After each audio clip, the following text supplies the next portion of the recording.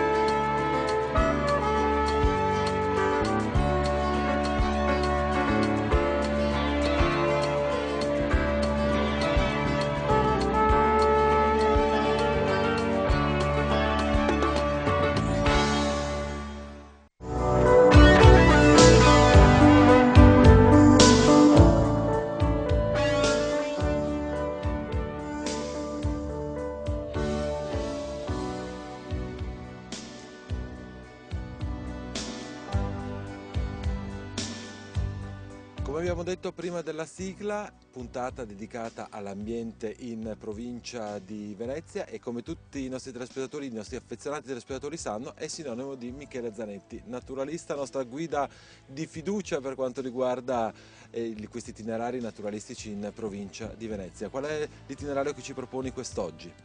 Allora, oggi rimaniamo nel contesto territoriale del parco dei fiumi Lemene e Regena e dei laghi di Cinto Caomaggiore e ci trasferiamo dal fiume Lemene, che abbiamo osservato nelle puntate precedenti, al fiume Regena e quindi all'altra realtà fluviale che, confluendo nel Lemene, appunto, isola questo territorio, questo cuneo territoriale di Risorgiva in cui è stato istituito il parco. Ci troviamo precisamente all'estremità settentrionale del parco, nel territorio del comune di Cinto Caomaggiore, e siamo ospiti di un contesto d'ambiente assolutamente straordinario e dunque dell'agriturismo Ca' del Lago, che è anche fattoria didattica e azienda agricola, che è stato insediato in un contesto lacustre. Un lago di circa 60 ettari, con una decina di isolotti forestali che, realizzato a seguito di escavazioni praticate negli anni 60 e successivamente dismesso, si è trasformato in oasi naturalistica alimentata dalle acque di Risorgiva di questo territorio. Un'oasi naturalistica di cui scopriremo le bellezze e che sostanzialmente non ha pari in tutta la realtà territoriale circostante. Quindi per una volta l'intervento dell'uomo ha creato un habitat, un ambiente molto bello e particolare e unico. Certo, è stata ovviamente, e come sempre accade, una conseguenza casuale, ma si sa che i bacini di cava dismessi, soprattutto quelli in falda, e qui ricordiamo che la falda freatica è superficiale e quindi l'allagamento è stato immediato, questi bacini, dicevo, vengono successivamente colonizzati dalla vegetazione spontanea. Con la vegetazione arriva ovviamente la fauna selvatica e quindi alla fine si creano contesti caratterizzati da biocenosi ricchissime. In questo particolarmente è presente una biodiversità che annovera alcune delle specie di uccelli più rare del nostro territorio. Basta citare la garzaia presente sugli isolotti della zona nord-occidentale di Cava, una garzaia che comprende circa 150 nidi di airone cenerino, quindi 150 coppie nidificanti, ma anche e soprattutto una settantina di coppie di marangone minore, una specie che fino a circa 20 anni fa era assolutamente assente dal nostro panorama faunistico e che oggi nidifica qui, e poi ancora garzette, nitticore, svassi maggiori, oltre a numerose specie di anatidi svernanti.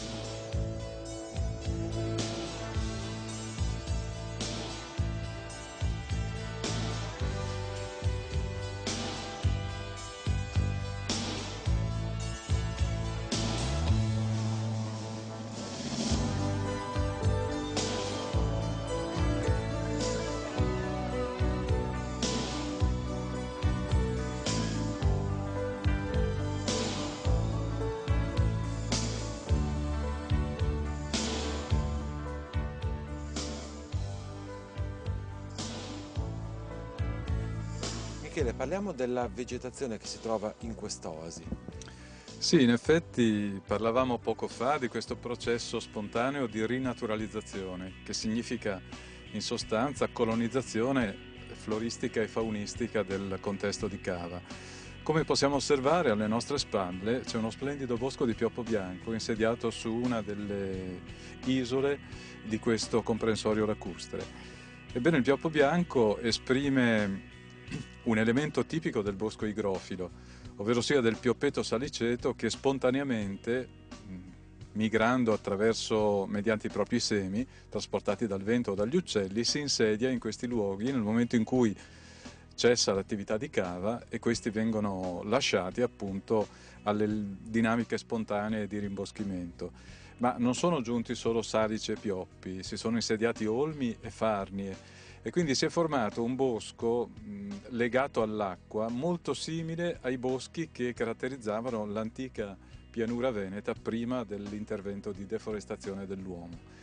Questi boschi, che si sono poi infoltiti grazie ad una consistente presenza arbustiva di sanguinelle, di frangole, di spincervini, hanno formato delle mini selve impenetrabili insediate sulle isole e questo ha dato la garanzia agli uccelli nidificanti in colonia, quindi gli aironi, le garzette, i marangoni minori, per la realizzazione di queste garzaie, di queste colonie di nidi, con la sicurezza di essere protetti da eventuali intrusioni dell'uomo proprio dalla natura compatta e impenetrabile dei boschi formatisi spontaneamente.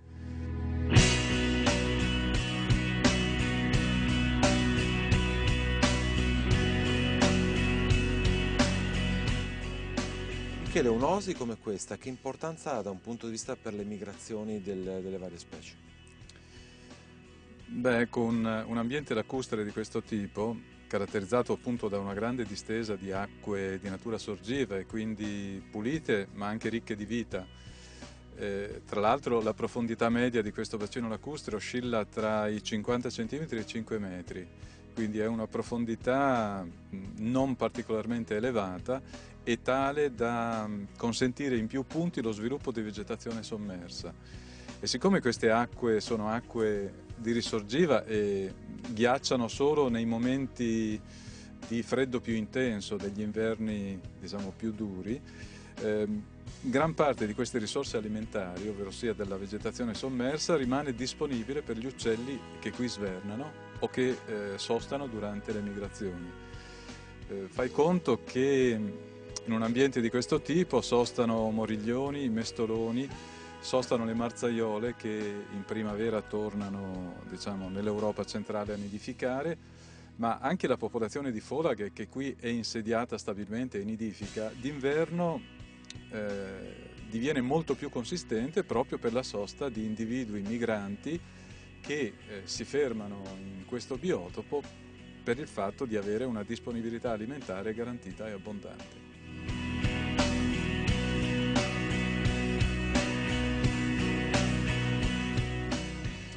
Michele, poc'anzi mi dicevi di questo lago che comunque non è molto profondo, quindi un lago da un punto di vista di ambiente molto vivo anche al suo interno sotto l'acqua, ma che tipo di pesci ci sono?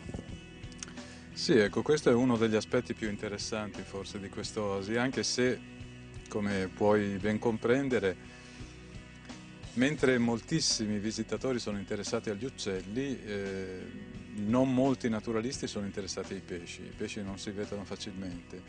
Invece sono frequentissimi i visitatori che hanno un interesse specifico, e cioè i pescatori. In effetti la presenza dei pesci qui è decisamente importante perché sono presenti le specie tipiche delle nostre acque interne e in particolare delle acque di risorgiva, ma non solo. E poi perché questo è un ambiente in cui i pesci possono raggiungere dimensioni straordinarie. In effetti qui la pesca viene praticata con criteri particolari che prevedono il rilascio degli individui di maggiori dimensioni catturati, che vengono fotografati, pesati ovviamente, ma che poi vengono reimmessi in ambiente. Qui pertanto si trovano, ad esempio, grandi predatori come il luccio di dimensioni eccezionali, quindi si arriva anche a 15 kg con certi individui.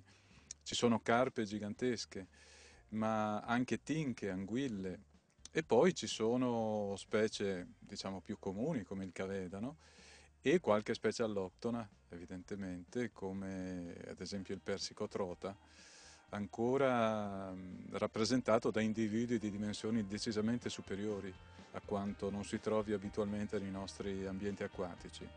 Il punto di forza di questo biotopo, per quanto riguarda la fauna ittica, è l'acqua pulita. E qui torniamo in sostanza al leitmotiv di tutti i nostri discorsi. Le acque pulite sono non soltanto l'ambiente di coltura della vita, non sono soltanto elementi straordinari di costruzione del paesaggio, dei paesaggi più belli del nostro territorio, ma sono anche quelle attorno a cui può svolgersi un'attività ricreativa e culturale dell'uomo di tipo compatibile con la garanzia appunto di un ambiente sano, vivibile e direi paesaggisticamente assolutamente motivante. Siamo ormai alla parte chiusura di questa prima parte di questa puntata. Abbiamo detto che qui c'è un agriturismo, però c'è anche una fattoria didattica. Vogliamo spiegare di cosa si tratta? Certo, ecco, le fattorie didattiche sono strutture che si sono sviluppate in anni recenti nella nostra realtà territoriale. Si tratta di aziende agricole, appunto, che si sono attrezzate per fare in modo che una parte della loro attività possa essere fruita dal punto di vista didattico e quindi dalle scolaresche in particolare. Le scolaresche visitano le fattorie e, accompagnate da una guida, possono conoscere in modo ravvicinato e addirittura alle volte praticando essi stessi le attività, i lavori che nella fattoria si svolgono, gli animali che nella fattoria vengono allevati e quindi avere una percezione diretta di tipo fisico, direi, ma anche di tipo emozionale, questo è molto importante, con la realtà agricola del nostro territorio. Per cui sono istituzioni di grandissimo interesse e questa, diciamo, particolare strategia di proposizione dell'azienda agricola è anche un modo per diversificare la, le attività economiche dell'azienda, in quanto le visite sono visite a pagamento, giustamente la guida viene pagata e quindi la fattoria offre la sua realtà non soltanto in termini di produzione destinata ai grandi mercati, ma anche in termini di produzione culturale vera e propria, cioè di formazione dei cittadini. Per noi è arrivato il momento della nostra prima interruzione pubblicitaria e vi aspetto per la seconda parte.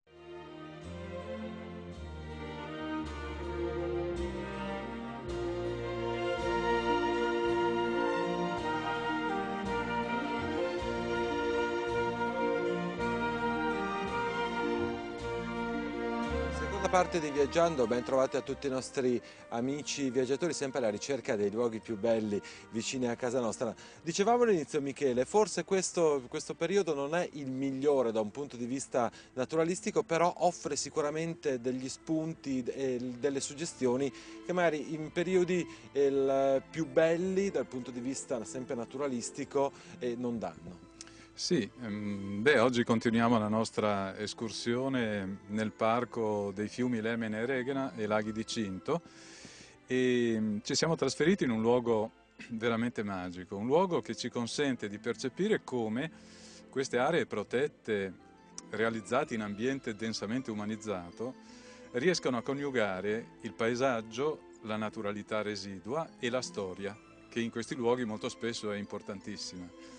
Qui ci troviamo a Summaga e già il toponimo ha un grande interesse perché significa sum agua, cioè località collocata in posizione sicura rispetto alle alluvioni.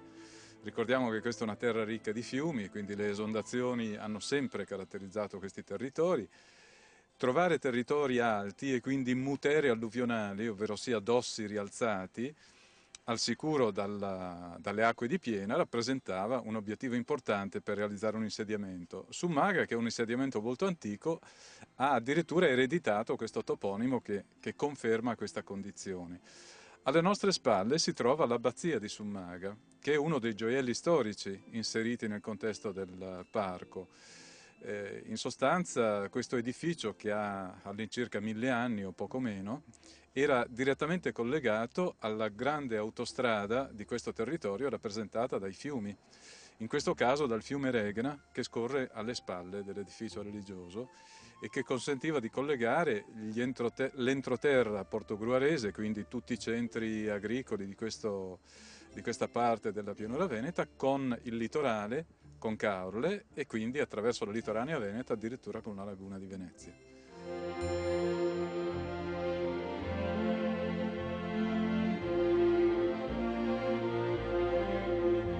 Quello che colpisce Michele di questa abbazia è proprio la semplicità data dallo stile romanico comunque. Sì, in effetti è un edificio straordinariamente suggestivo, soprattutto l'interno. Come hai visto, anche l'esterno ha un suo fascino particolare, soprattutto se osservato di lato si coglie perfettamente questa collocazione rialzata rispetto al sedime della campagna, che è molto basso e quindi è rappresentato da superfici esondabili. Il Regna sta a poche decine di metri ed è facile intuire che durante i fenomeni di piena il fiume dilagasse facilmente nei terreni circostanti, che del resto erano coltivati a prateria, quindi erano praterie umide che davano la garanzia di una produzione abbondante di foraggio per periodi abbastanza lunghi nel corso dell'anno. Ma l'abbazia giustamente è collocata in posizione rialzata e quindi dobbiamo immaginarla nel paesaggio medievale. Questo edificio importante, isolato, in posizione rialzata, all'interno di una campagna caratterizzata da orizzonti molto vasti, con quinte forestali all'orizzonte e le montagne che spuntavano dalla foresta. Qualcosa di assolutamente affascinante, qualcosa che giustamente costituiva il centro dell'attenzione per un'intera comunità. Quando il campanile dell'abbazia suonava, tutte le popolazioni rurali di questo territorio sapevano cosa annunciasse questo suono, l'ora o un evento particolare o una cerimonia religiosa particolare. Ora, l'interno dell'abbazia, come hai visto, è decorato da affreschi, c'è un ciclo di affreschi di origine medievale che in sostanza riporta chiaramente tratti di tipo bizantino. La presenza dei bizantini del resto ha caratterizzato tutte le lagune costiere dell'Alto Adriatico in epoca medievale e si è spesso insinuata verso l'entroterra attraverso i fiumi, prima che i Longobardi giustamente collocassero il confine fra diciamo, le due dominazioni sul margine delle lagune costiere. Quindi qui l'influenza bizantina è evidente.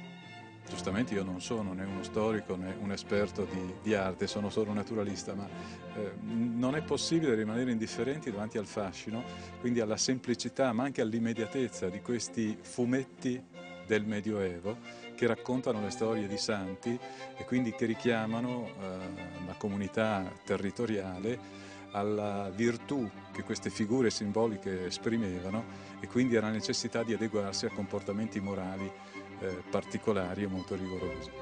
Tutto questo è rimasto ingabbiato qui dentro in sostanza e quindi chi dall'esterno, Summaga non è certo un paese molto bello, anzi hanno edificato molto spesso in modo assolutamente improprio, anche relativamente vicino all'abbazia, per cui chi entra da un mondo assolutamente normale, molto spesso banale dal punto di vista estetico, e però entra automaticamente in una realtà che si è fermata nel tempo, cioè che ha conservato questa atmosfera di sacralità praticamente intatta.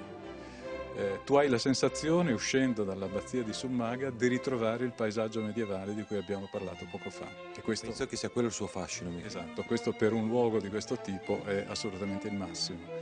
Per questo consigliamo assolutamente di visitarla e di sostare brevemente al suo interno, di visitare, di osservare accuratamente il volto dei santi e appunto dei religiosi, che richiamano peraltro la tradizione benedettina, perché qui era insediato quest'ordine monastico, cui era affidata la gestione dell'abbazia, per riandare automaticamente con la mente ai tempi in cui questo era il fulcro spirituale, morale, religioso di un'intera comunità e diciamo anche il fulcro di un intero paesaggio che adesso è andato perduto. Michele, siamo ormai alle battute finali anche di questa puntata. Oggi abbiamo proposto con te un itinerario un po' differente. Nella prima parte solo natura, con questa seconda parte invece anche un piccolo cenno di storia. Sì, in effetti, come dicevo poco fa, io credo che sia impossibile scindere storia e natura. In questo contesto rappresentano una amalgama strettissima con condizionamenti reciproci, come abbiamo visto, cioè l'uomo ha condizionato in termini anche molto pesanti spesso la naturalità di questi luoghi, la natura di questi luoghi ha condizionato la storia, cioè l'economia di queste comunità orientandola in un certo modo, ma anche consentendo a queste comunità di esprimere appunto momenti di elevazione spirituale assoluta e di elevazione di espressione artistica di alto livello come l'abbazia di Summaga.